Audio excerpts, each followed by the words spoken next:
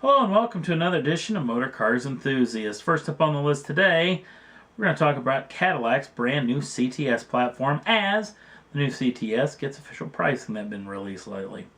Now, another auto critic has been barking about Cadillac actually reaching for the stars that is BMW, as they are talking about this being their 5 Series fighter, along with their ATS version, which is supposedly going to be their 3 Series fighter. Obviously, those nomenclatures are moving up with the 4 Series and whatnot when it comes to BMW, but that being said, you know what I'm talking about. To me, I think this is a good deal. He was talking more like the Cadillac should be the best Cadillac it could be, but to me, if you're going to try to reach for the stars, especially when you're going after a sedan versions, who's better to go after than BMW or Mercedes-Benz? So I think it's nothing but good things if you got somebody to shoot for, try to be as good as they are. Now let's talk about the starting pricing on this vehicle. $46,025 is what it's going to cost you with an extra $1,000 for the destination fee. What does that buy you? Well, a 2-liter turbocharged 4-cylinder putting out 272 brake horsepower, 295 pounds-feet of torque. Now you can upgrade that for a little bit more cash for a 3.6-liter normally aspirated V6. Or you can go all the way up to the top of the line version, which will be called the Cadillac CTS V-Sport. Now the V-Sport comes with a 3.6-liter twin turbocharged V6, putting out 420 brake horsepower, 430 pounds-feet of torque. Now it's supposed to go 0 to 60, 4.6 seconds, which sounds pretty impressive with a top speed of 170 miles an hour. This will cost you $59,995 with an extra $1,000 on for the destination fee. Now, interestingly enough, we've never heard this nomenclature called the V-Sport. In the past, Cadillac CTS only came in as CTS V, at least when it came with the V nomenclature. V version came with a 550 brake horsepower supercharged V8. So this thing's quite a bit less horsepower with a couple of less cylinders and the lung blowing as far as the supercharged versus turbocharged. Now, this being said, I'm wondering if the V-Sport version, which is a lot like with that M package, because there's some M Sport package which just comes with a lot of parts and pieces but doesn't come the full M mode when it comes to BMW. I'm wondering if Cadillacs, that's what they're doing here. And then later down the line, maybe in a year or two, we'll get a full CTS V version. We'll wait and see what comes of this, but that's actually what I'm hoping for.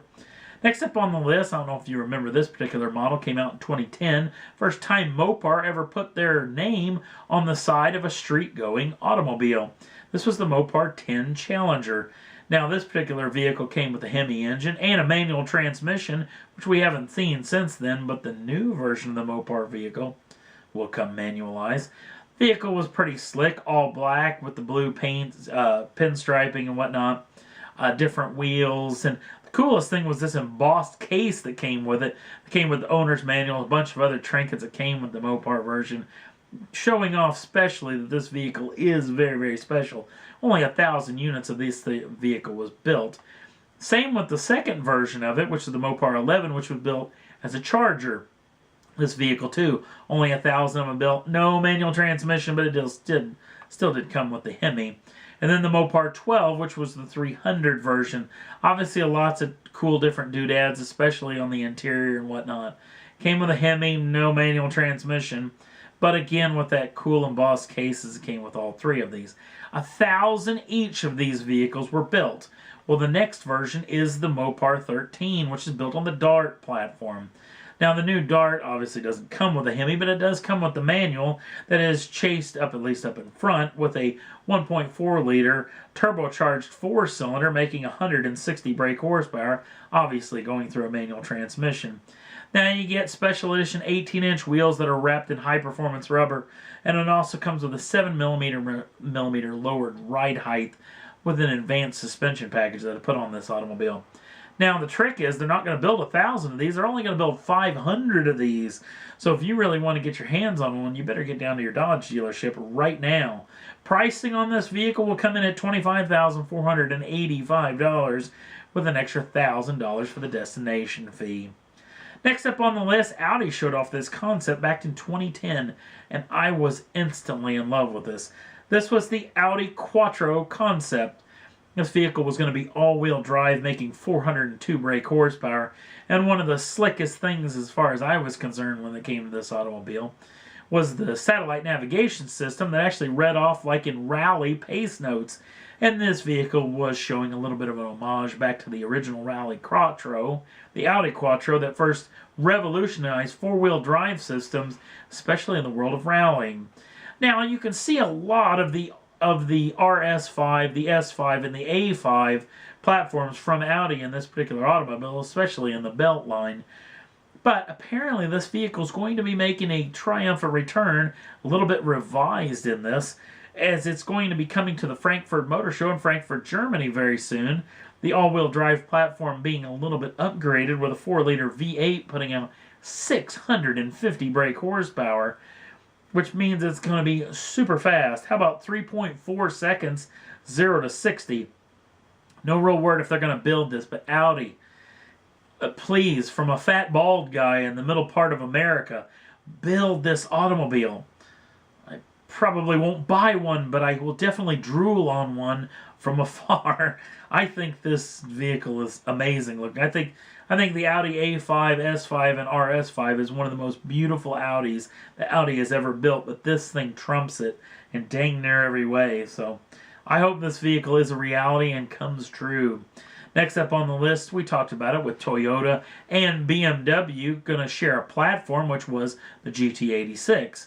Now, BMW is going to provide the power for this vehicle. I was assuming that BMW is going to use this platform to build their own automobile. Well, apparently Toyota's getting their own automobile, and not to step on Subaru and the BRZ STI version, they're going to go over the head of that particular version and bring back the Supra.